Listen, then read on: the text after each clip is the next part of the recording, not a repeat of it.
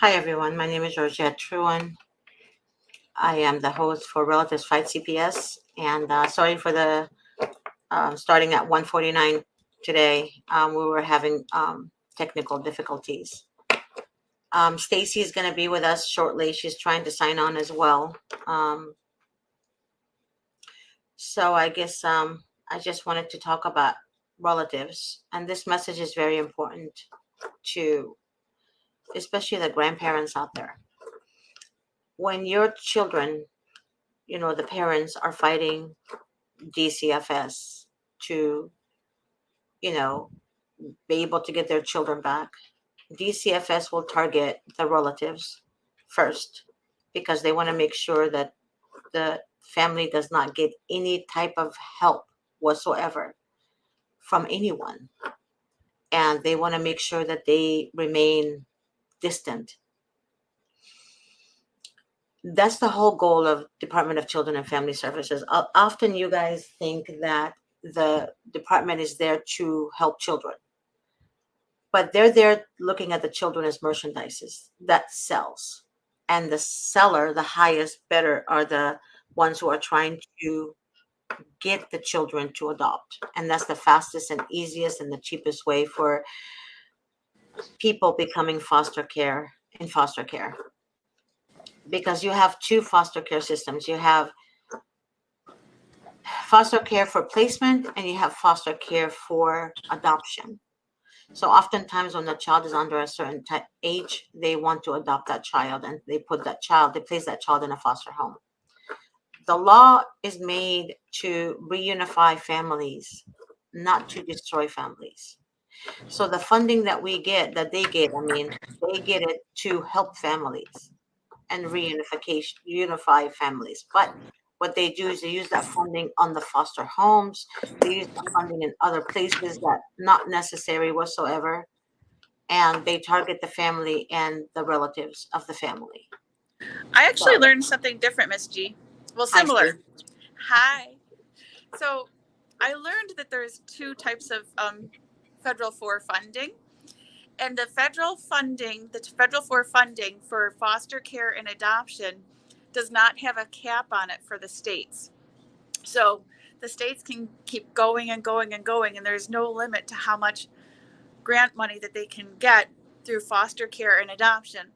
But um, if children stay in the family, there is a cap on how much money the states can get from Title IV funding. So that's why you see when there are suitable family members, they try to nitpick them apart and say they're not suitable so they can get the kids into foster care and adoption because the Title IV federal funding has no cap from what the states can receive.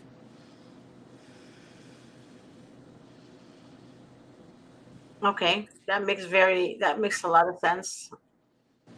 Explains why we see what we see. Um, they don't even follow their own rules, and I have a lot of family members who actually call me and say my daughter does drugs, and I just found out about it from the social worker, and I'm like telling the grandmother, for example, why would you think your daughter's doing drugs all of a sudden? Well, the social worker told me that she's been doing drugs and they found methamphetamine in her, and my daughter never told me. And the mother, of course, she's like, I'm not going to help her. I'm going to get my grandchildren. I'm going to take care of my grandchildren. But what you guys don't understand is that they're not going to leave the grandchildren with you unless you become a foster family, a foster Yeah, parent. they really nitpick. Um, because again, that goes to back to the Family First Federal Act of 2018, Right. and that was created recognizing that children thrive better when kept in the care of their families. And when you go to court and you watch, you see, and as you do, I'm sure in your practice, you see the cases are always trying to nitpick next of kin family members apart so that they can get the kids into the foster care system. And the foster care system, again, I talk about this often, the U.S. Department of State on Human Trafficking, every year they release a report.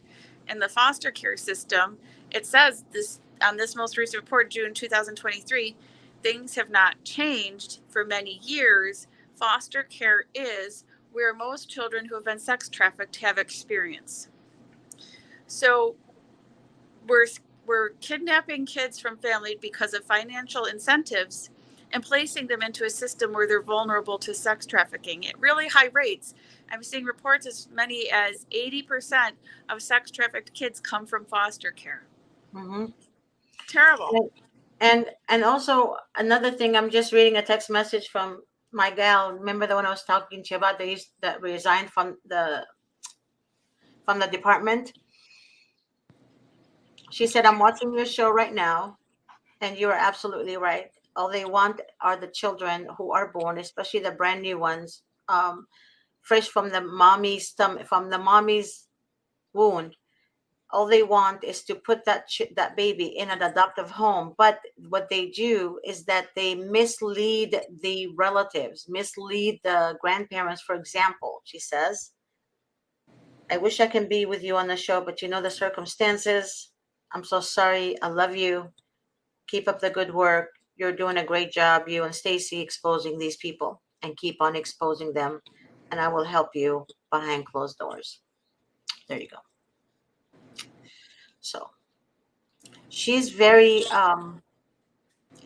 pissed, very pissed that there's a lot of stuff you guys don't understand, especially the relatives. I'm begging you, They please, will I'm begging you, don't they listen to CPS. even if you have a pristine home, pristine, they will manufacture false allegations so that they can kidnap your children for money.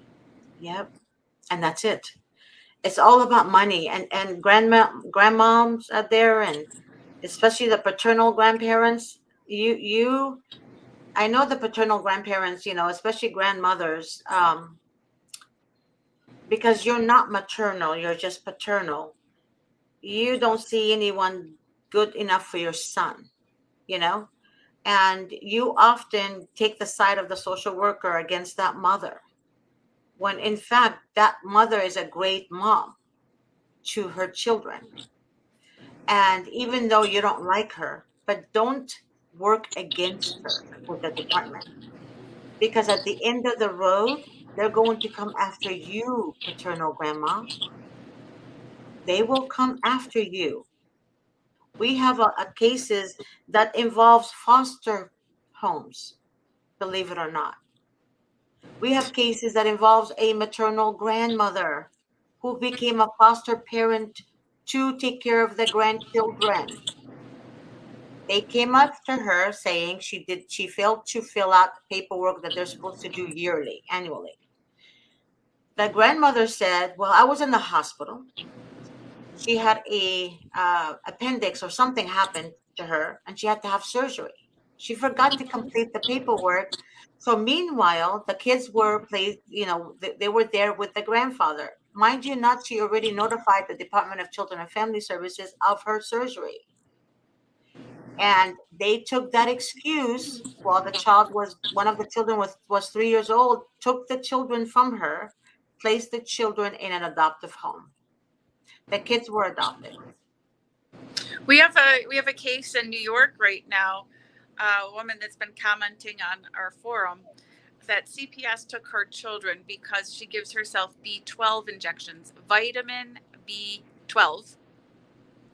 And yes, you do injections for that. I'm a physician assistant, so I'll tell you right now, a lot of times we give it by injection. And they took the kids because the kids saw needles in the house and they took them from her custody. And she says it's only for vitamin B12 and they don't care. Yep. But how did the kids see the needle? Was the needle laying around, or did they just see the mother injecting herself? I mean, who cares? Because how many kids see a patient that's diabetic inject themselves? And you know what? Guess what? I work in healthcare. You know why I work in healthcare? Because my father was sick a lot when I was a kid and it inspired me. See, that's pretty big. And what's sad about all this is that the grandparents and the relatives believe whatever CPS says about the parents. And that is so sad. So if you have any animosity between you and the mother of the child, or between you and the father of the child, please put all this aside. Be together as a family, because at the end of the day, that mom that gave you that grandchild or grandchildren, she deserves respect. She deserves respect. Just because she married your son, it doesn't mean she doesn't deserve respect. I You know, tell people, Miss G, I tell people, look at cool your jets, because once CPS steps in your house, it's high stakes. It's like calling the traffickers to please come in and determine your child's fate. exactly. Do Exactly. not get yourself embroiled in this stuff unless we're talking acute blood loss, danger, danger, danger. Do not invite these people into your children's lives. But they do, because what they do is social workers, as we both know, we all know, should know by now, they use demonic tactics. Anyone that is demonic, they use demonic tactics. They're sadistic idiots. And what they do is they try to ruin somebody's name, ruin somebody's reputation to gain what they want. And what they want is the attention to be all on themselves. And that's it. They want you to be focused on the social workers and not focus on helping the father or the mother of the children. It's narcissism. It really is narcissism, because all they want to do is praise themselves. That's it. And put other people down to feel bigger of themselves. Exactly. And that's it. They want to praise themselves and put down people to make them feel better about themselves. And that's all it is. So please, again, um, if But let me you, just say, Miss G, again, if there's any social workers watching that are trolling and watching, guess what? Your supervisors don't care about you. So if you're protective of yourself and you're self-preserving and you're doing these things to other people, you will be the fall guy. They don't care about you either. yep, but they know they're going to be the fall guy. They do protect the supervisors very much. They do. But to me, in my opinion, like, my gal said, she said, if they have in decency, decency, basic human decency, they would not allow themselves, subject themselves to removing innocent children from good parents while leaving the ones who are abused in the harm's way of the abuser. And something like that, somebody who is allowing to do that, and to all the social workers watching out there, that only makes you sadistic. That only makes you evil and demonic. You know, Miss G, there was one time where with court watching, I went in literally during my lunch break from work, and we went in and court watched, and because of our presence, witnessed a judge who was giving custody to a known pedophile change and give custody to the natural father instead of the stranger pedophile. We watched it happen during our lunch break, and I went over, right? And when I walked out of that courtroom, I felt a profound sense by helping two children, right? Mhm. How can you destroy families' lives with no profound sense? Demons only do that. Demons do that, Stacey, because that's why I call them narcissistic, because a narcissist will hurt you and not feel any remorse behind the pain they cause you. And they will see a parent in tears and they will continue to hurt you. Because what it is, when a narcissist sees that you're in pain, what they want is control and power. How are they going to get the control and power? You feed them with that by allowing them to get to you. And I sometimes I fall all the time on that. You know, it's I mean, we're human. We're it's human. Miss G, it's like, when those two girls were taken out of the custody of a stranger pedophile and put into the custody of their safe father, it was such a profound sense because they're children. Like, the whole trajectory of their life is altered. It's changed for the better. It was going to be bad, bad, bad. And now they're with their safe father, right? And that's years that's affected.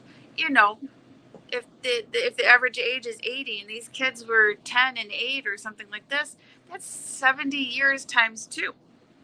And when people harm children in this manner, trafficking them, putting them in the custody of pedophiles, putting them in the custody of abusers, sex trafficking them. Yep. That's how many years and years and years per child of an impact, of torture and horror. And they walk out of the room and eat their dinner just the same. They don't have. I've seen a video, and this is the truth. I've seen a video of a. The husband was actually, the father was taking the video, and he was trying to keep it together. I saw a video of the mother on on the floor, holding on to the social worker's shoes. He was holding on to her feet, literally. He was asking, like pleading to the social worker not to remove the baby. And you know what the social worker did? Oh, stop. Just get up. Just stop. You're being silly.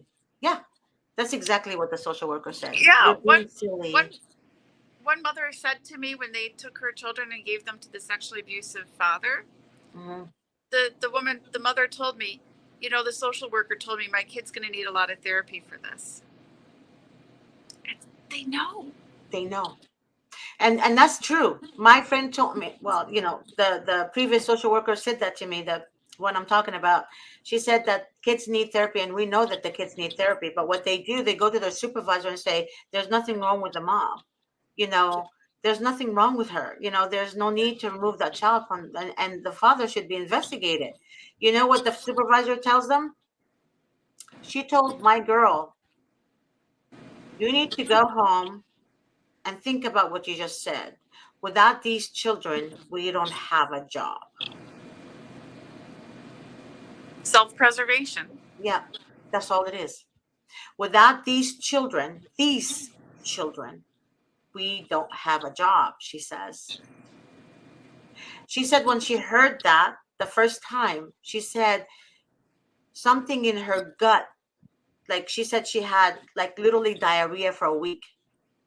She couldn't eat, she couldn't sleep, she couldn't communicate with people.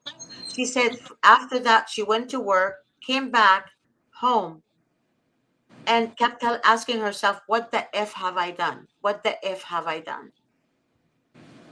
What if that was my baby? What if that was my child? What if that was my sister's child? What is that my brother's child? What is if that's my niece's child? She kept weeping. The following, well, it was a weekend, she said, but then Monday, she decided to resign. That day, that first day, her supervisor told her that if you open your mouth, if you speak to anyone about what happens in this unit or any department, I will make sure personally to remove every child you have in your family home. And that's a cult. That is compliance by threat. Mhm. That is the truth. And the sad part about it is that she kept accumulating evidence by taking screenshots.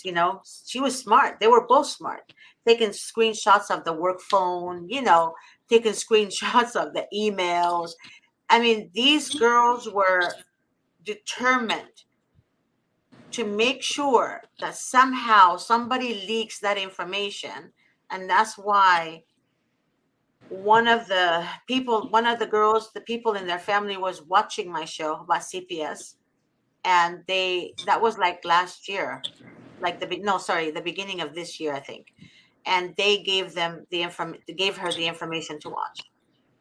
And the other gal, I don't know how she found me, but she found me somehow. But again, at first I thought they were lying to me. At first, the truth is, I thought these were social workers undercover trying to meet with me.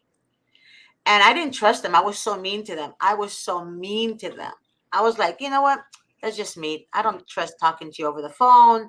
I don't believe anything you say. I met them and I was like, literally, sitting down, looking at them, looking at her like, I don't know. I don't believe you. She showed me her hiring paperwork, right? When she first got hired. She showed me um, the mileage she listed for her going to homes because they pay them for mileage and all that. They pay them for gas too. Um, she showed me the supervisor's emails to her, welcoming her to the facility, blah, blah, blah, blah, blah, blah, blah, blah. So she showed me a lot of stuff. The other gal, the same way, showed me a lot of stuff too, a lot of things that she saw in the department. And these are from two different counties in California. Okay. Two different counties in California.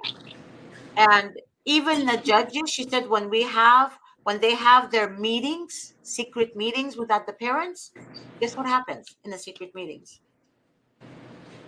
She said sometimes, sometimes they'll have like a shot of something, a shot, to calm them down, because they had a hard day at work. Then they start talking about what are we going to do, what they're going to do for the weekend. Or they will start talking about a party that's coming up. Then somehow the parents' information goes in there, and then they start laughing. And then each one is saying, they're going to lose that baby. She's lying, or he's lying. Oh, they're going to lose that baby. Oh, yeah, we're ready to adopt. That was in the beginning, before you even went to call an attorney, thinking you're going to win the case because you're a great mommy. That's exactly what they do. They literally smear campaign you while the judge is sitting there listening, and she's okay with it. She's okay with it. There is no order in court like you think. The order comes in front of people who are watching, because a sadistic person doesn't want to be exposed. So they have to make the other one bad so they can shine. You get it now? And this is why, Miss G, in my hometown, um, Niagara County CPS in New York knowingly hired a sex offender. It was public knowledge at the time of his hiring that he was a sex offender. And because they hired somebody who is a sex offender to work as an attorney for CPS, the obvious thing happened, and he raped several women and sex trafficked a 16-year-old child in DSS custody. He got 6 months in jail. That's it. And he just got declared a level 3 sex offender, and today he got deemed a violent sex offender. That was the court hearing today. It was determining that he is a violent sex offender. It is no surprise with what we are discussing today that he was hired with it being public knowledge he was a sex offender. That's the CV they sought to do these types of things. Wow. It's not mistake, it was by design. Exactly. So the truth is in front of them, but they will deny the truth. Example, if you work with someone, right, in the office, and that someone, although you have evidence and facts to back you up, they will never see that as truth. You know why? Because a narcissist will keep on sticking to the lie because it sounds believable. They play see no evil, hear no evil, speak no evil, and they'll hide the evidence that's contrary to the narrative they want to create. Correct. That's correct. I'll give you another example. In I don't know how many years ago now, 2 years ago maybe, there was somebody who did shows for us, and that woman texted me that her shows had so many viewers, more than me, and that I'm so bad. And I said to her, I said, but why do you care so much about the viewers so much? Because she never took it as doing something productive to help the public. She took it as she wants publicity, she wants viewers, she wants this, she wants the praise, all that. To me, at the end of the text message, I said good luck and God bless. Because I never looked at this as viewers. My mission is to destroy CPS in any which way I can. And I'm not destroying a good entity.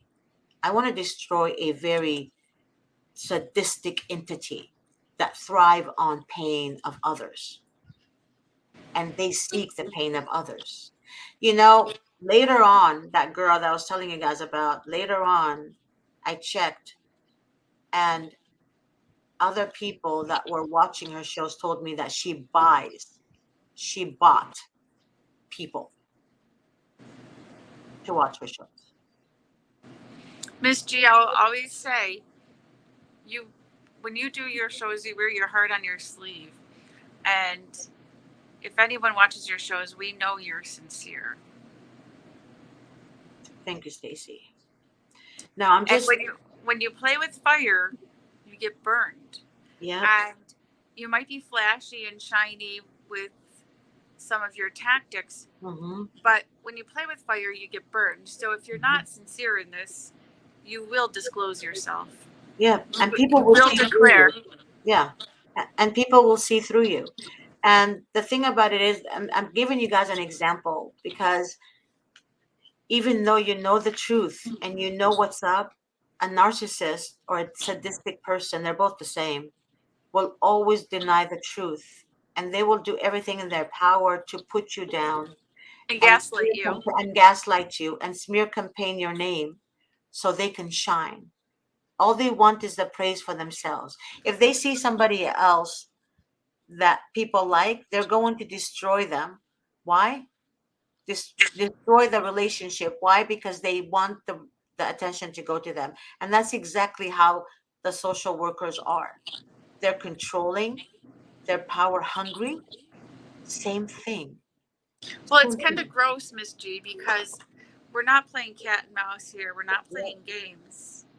These are real human beings and people's lives at stake. It's not a game of followers. It's not a game of shows.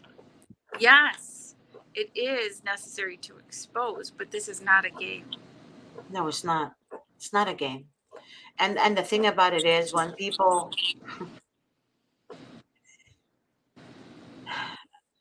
And it's I also so serious. This is not this is not an opportunity to monetize. Yes, people bill for services, but they need to do their job too. This isn't, you know, oh, I do this job because I want to get this Cadillac today. These are Mhm, real human beings in their lives. that's right. And oftentimes you guys are like struggling trying to find an attorney, especially in Pennsylvania. I've noticed that. In Pennsylvania, it's very hard to find an attorney that wants to handle CPS cases. In Ohio, Idaho, the same thing. New York, I can only count on my fingers how many, two, maybe, if that. And Michael, whatever his last name is, I can't. He's Italian, I know that, but he's attorney Michael, and he says he doesn't take every case. Obviously, he only takes cases that's brand new, that hasn't been opened yet in a, what do you call it, in court, that doesn't have an open case.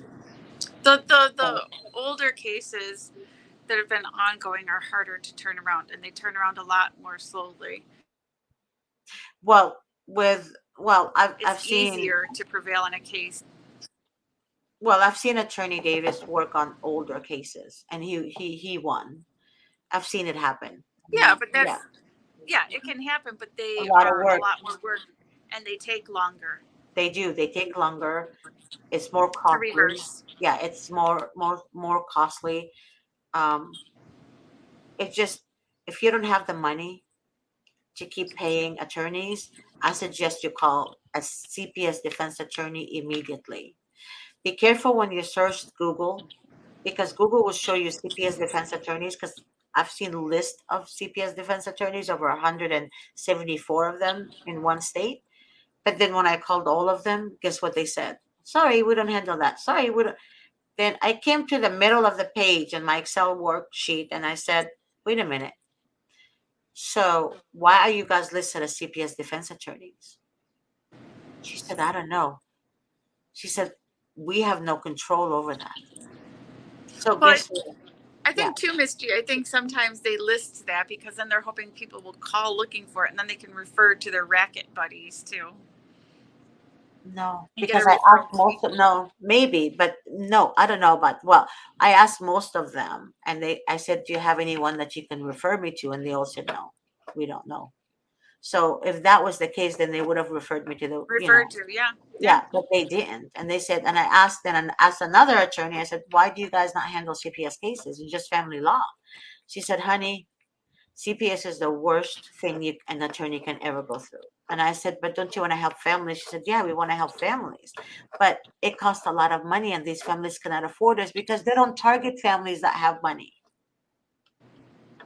That's why they want to destroy the relationship between you and the maternal grandmother. They want to destroy the relationship between you and the maternal grandmother. It doesn't matter if it's an uncle, aunt, best friend, it doesn't matter. They will destroy your reputation just to come after your child. Remember that. The reason Stacy and I are doing this is because we know there's a lot of innocent moms out there. We know that there's a lot of innocent dads out there. Because once you've been walking through the fire and you know you're innocent, you want to help those who are innocent too. And that's when you become a stronger empath. Before you were just an empath, a gullible, naive, stupid empath. Not just to mention, Miss G, when you Mhm, say innocent parents, what does that mean, right? mhm, Um, you don't even need to be pristine in my eyes. There are mhm. so many suitable parents that have taken their kids away. Correct. Suitable parents having their kids taken away. And that's horrific too. And Because even research says kids thrive best in their family. So if a parent is suitable and they're taking kids away, like that poor crying grandmother, like her image in my mind, how but heartbroken she is and how significant that bond was with her grandchild. And they destroyed that family and broke those hearts. yes. And we I have another grandmother who's been crying day and night. Day and night. They killed her daughter. Her daughter died. She was taking care of the children. She loved her grandkids, her and her husband. And then a social worker or guardian ad litem was on video chat with her. The grandmother, she said she tends to talk while she's walking, you know. So the guardian ad litem told the judge that she heard the grandmother said, "I don't care about these kids. I don't want to keep them. I don't want to adopt them." That's what she said. Guardian ad litem said that to the judge. The judge said, "Okay, well, the judge already hates, the grandmother because she's stopping them from the funding, right?" So she's like, oh yeah, you know what? I don't think we're gonna place these children we're gonna keep these children with the adoptive family, and the adoptive family are famous people that you've seen on TV. These family cannot have kids, so they wanted to adopt kids who have blonde hair, blue eyes, just like them. So they targeted these kids way before, and their relationship with the social workers was very strong. So basically, they went to the higher, better, whatever, better, can't say it, Bitter. but yes, to give these children to. While the grandmother and her husband, who is the grandfather, dying inside day in, day out. And these people are exposing their children everywhere on social media, but they would block their faces with like a heart. They would hold hand to hand. You know, they make the children look like they're happy and they're not happy. But what they do is they give children things just to get that smile. But the child always remembered mama and papa and mama because they will call their grandma mama and papa. So stuff like that, that really hurts in ways that You can't, there's no way to mend a broken heart. Absolutely no way to mend a broken heart. And when I see the social workers laughing and smiling at the pain of the parents or the grandparents or the relatives or whatever, all I see is a demon. That's all I see is a demon. Demon, literally demons everywhere in that department. There's not one legit one in there. There's not one. Find me one good social worker. One good social worker. And I will bow down to your feet and kiss it. Because there aren't any. The good ones resign. Remember that, Grandma. The good ones resign. Say something, Stacy, please. No, I think, I was just thinking as you were saying this, Miss G, when I share today's show on groups, I'm going to call it Demons in the Department.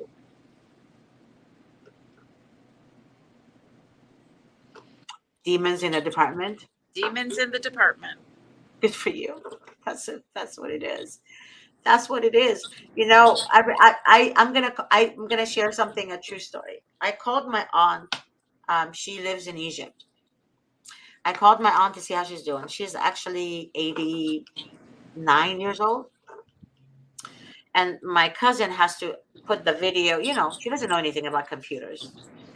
He had to adjust the video for her, and she's like, talking to me like this, and I can see her face like all the way to the camera. And I'm like, Auntie, sit back. And she's like, honey, I can barely see you. And I'm like, oh my God, I'm gonna be like that one day. Because I can barely see me too with the glasses. Then I said, Auntie, I'm going through a lot. And she's like my mother's mom. I mean, my mother's sister. So she's the closest one to me. So I said, Auntie, you're the only one living soul I have right now. And, you know, I need help. I need you to guide me. And I told her, I said, there's a lot of demonic people in the world. And I told her what's going on and everything I was going through. She said to me, she said, honey, demons see the light in you. When they see the light in you, they know that you are with God. When they see that light, they attack you for no reason. They start retaliating against you. They start bullying you. They start making sure that you're destroyed in any way possible. That is some true wisdom there. Yep. And I said, but Auntie, how do you get rid of them? What do you need to do? Like I said, I get angry at them. I talk back, I yell back, I scream back. And she said, no, don't do any of that. She said, what you need to do, darling, is pray. And the more you pray, and the more they know that you're not fazed by what they're doing to you. That's right, Miss G. And I told her, I said, it's so hard to pray for your enemies. And she said, sweetheart, it's like burning coil on their heads. Because they will reap 1,000-fold of what they sowed. And they're going to reap in so many different ways that they will not be able to stand the judgment of God. And she said that to me, and I just kept crying. I just kept crying. And she said, get up, wash your face, and wipe your tears. And I want you to go have a good cup of coffee. I said, Auntie, that's the last thing you should tell me to do. But in Egypt, coffee is like water. Everything is coffee and tea, coffee and tea. And she said, just have a cup of coffee and just talk to God. She said, have communication with him. That's all she said to me. And She's right. I want to read a prayer. It's a short prayer. She told me to pray against the enemy. And I hope you guys really use that prayer in day in, day out, okay? Um, she said that she told me is to silence the lies of the enemy, right? So I translated it the best way I could. Lord God of truth, I call upon you to silence the lies and the accusation of my adversary, well, enemy. Let me put it to you that way, enemy. In the face of the falsehood and deceit, I declare the truth of your word against all lies. Grant me, O Lord, the wisdom to discern truth from falsehood and the strength to stand firm in your righteousness. Let your light expose the darkness of deception, and may the lies of the enemies be silenced in your presence. With unwavering faith in your truth, I declare victory over the falsehood that seek to harm me. I stand firm in the knowledge that your word is a shield and your promises are my refuge. In the name of Yeshua, I proclaim your truth. Amen. That's a very, very, very valuable prayer, Miss G. Thank you. She is a good woman. I really did come from a great family. All my family, the paternal side and the maternal side, they prayer warriors. Prayer warriors. I'll give you an example. Last year, um, I knew somebody. There's a lot of people that do witchcraft. I've noticed. I met somebody who did witchcraft, and I didn't approve of that. And I walked away from that person. I told her, I said, "You're sinning, right?" She said that she's going to destroy me. And guess what happened? I told her, I said, "You go ahead and try." She tried. Everything was like she tried. Then I told my aunt, I remember, and my aunt told my other aunts, and then my cousins, and then, everyone told everyone. They started praying. That woman was in the hospital, dying, dying. And she said to me, she called me from the hospital, and she said, "Please forgive me. Please forgive me." That's what she said. I said, "Don't ask me to forgive you. I forgive you a long time ago." I said, "You need to ask God to forgive you. That's the one that has the authority to put us all in hell. But he's so merciful, and he will understand, and he will hear you." That's all I told her. And that was the last I heard of her. So oftentimes people don't understand that the evilness that you create in other people's lives, especially the social workers who create pain, they're going to reap a thousandfold of what they do. And when they reap it, there is no coming back. There's end. Unless they repent. Unless they repent. Miss So, G, yeah, I am a successful person, and I owe my success to my belief that when you do the right things do happen. And yeah, sometimes the right thing to do is painful, sometimes the reward is slow and later on. But when you do the right things do happen. It's immediate gratification, and greed hmm, will burn you in the end. There's no long term gratification. there is none. No. And don't pretend to be Christian because God knows your heart. I've seen people who pretend to be Christian to gain followers on YouTube's. I said to myself, I said, but how can you pretend? You can't pretend. And I get so angry. And my aunt said to me, she said, the problem with me, she said, the problem with me is that I feel people's pain.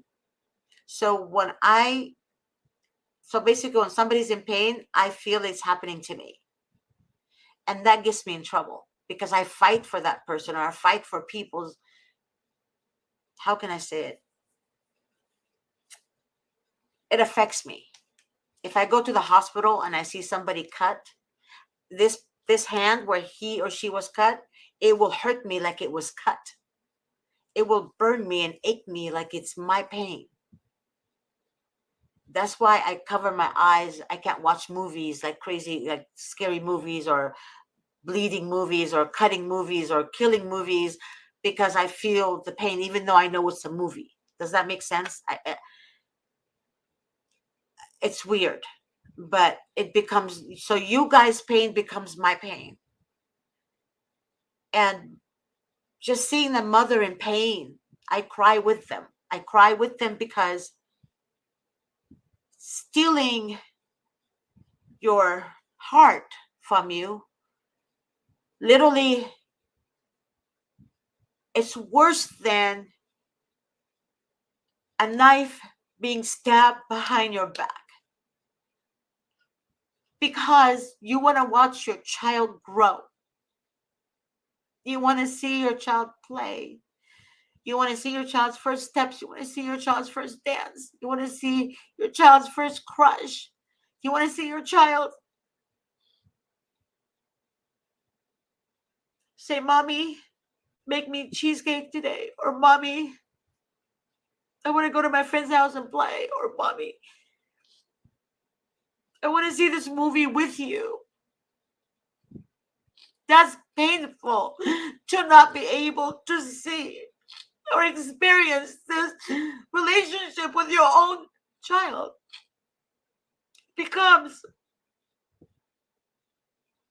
leaving the mother so helpless, or the father so helpless, because, especially dads too, because they want to be the child's hero.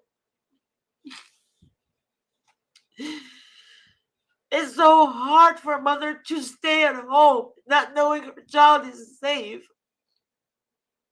That's what I feel. Oftentimes I hear people saying, "Some people lie, Miss G, don't believe everyone." Well, I'm gonna believe everyone until they prove me wrong. But either way, you never steal a child from a mother that loves the child. It doesn't matter if the mother did drugs in the past. It doesn't matter. It doesn't matter if the mother. There's oftentimes mothers and dads are introduced to drugs without even them knowing what they're doing, because other people are so evil. They would put things in their drinks, or, they were constantly drugging them, and they don't know what's going on, and they want this again because now they become addicted to it. So you don't know the life of a person. You don't know how they got there. So if that's the case, that doesn't mean they're bad parents. They're not locking their children up and beating them and burning them with cigarettes, or putting them in a closet and raping them over and over again. That's different. Those are the ones the social workers see as damage, and they don't want them. So they keep them there to get raped over and over and over again.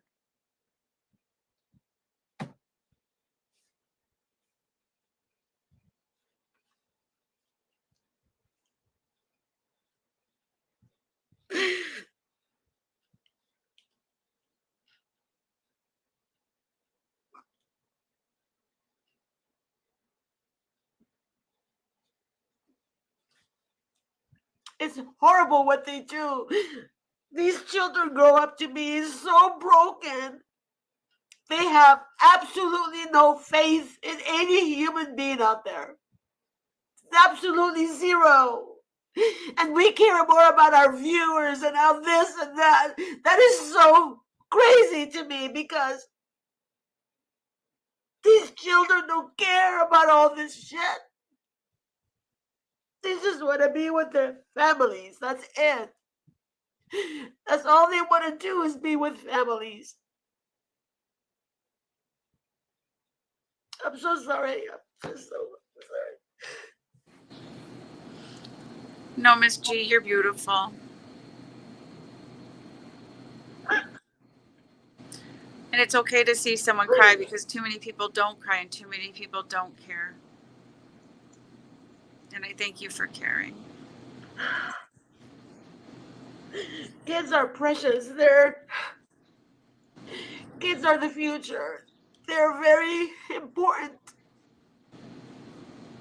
They don't need to suffer. They don't need to think about mommy and daddy or grandma. What happened to grandma? Or why doesn't grandma love us? And it's just, to me, it's just.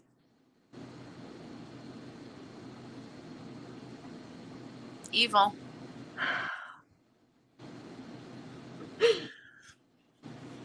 So be kind to parents who are dealing with evil. Be kind to them. Don't make matters worse and talk down at them. Grandparents, open up your eyes and just see that this corruption is real. It's so real. So please, I'm begging you, support your kids, support your grandkids. Stay away from DCFS. Do not believe them. Please, I'm begging you from the depths of my heart, do not believe them because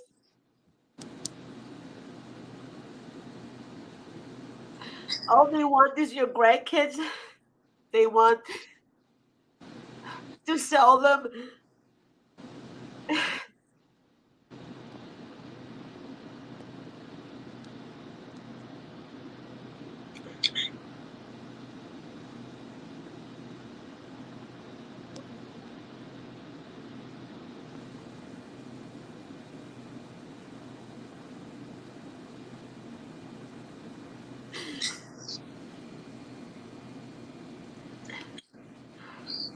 All I can say is don't judge others, okay? Don't judge them. Don't judge them. And don't think a parent lost a child because they're bad parents.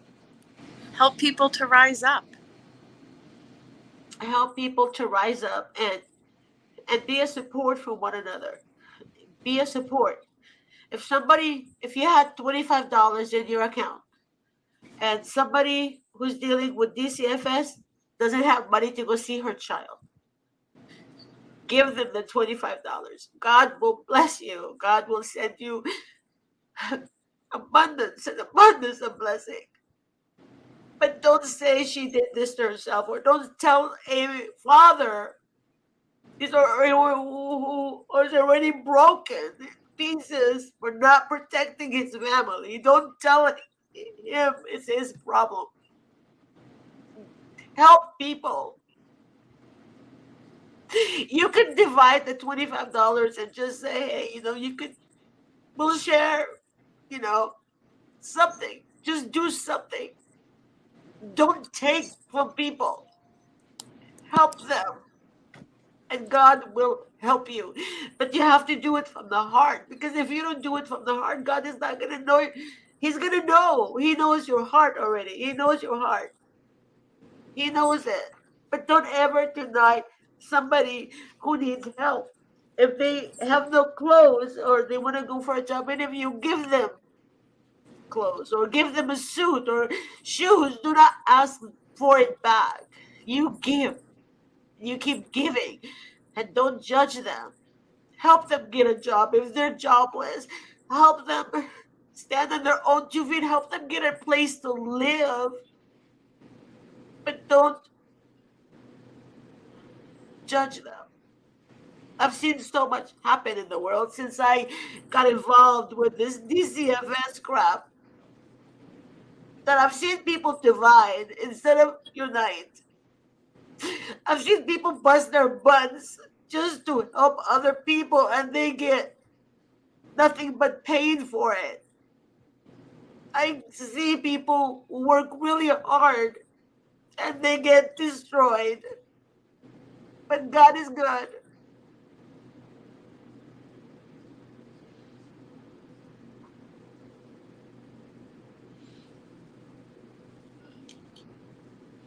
Miss G.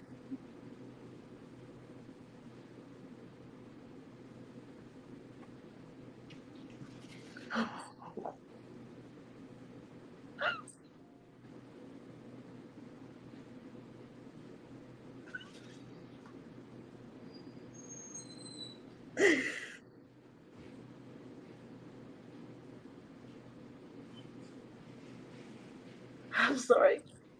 No. There's no need to apologize for caring.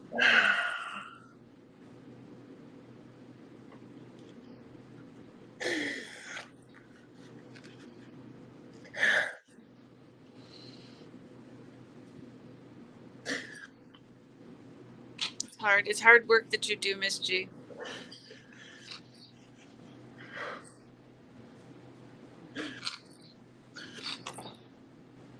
I wish I could do more. I wish I was a millionaire or a billionaire or a trillionaire, I would help people. It would help a lot of people. That would give to a lot of people. I know, Miss G. We all know because we know how good your heart is. It's not, I don't even be praised about this. It's more of just, instead of dividing, just come together as people, as humans, as families, and just help others. That's all I'm saying. Yeah. Just to help other people. Miss G, Yeah, I need to get back to work, and I think maybe you need to get some rest too. This is a bad day. It's hard. I am. Um, I'm sorry, guys. I didn't mean to cry. I swear, I didn't Please mean to don't. cry. Please don't apologize. Don't be apologetic for caring. Stacy, thank you so much for your support and love, and I will never forget this. And I love you from the depths of my heart. Love you too, Miss G. You're a real one. You're true. You're sincere. Thank you. All right, everyone. I love you too. God bless you. I'll pray for you guys. Bye, everyone. Bye bye.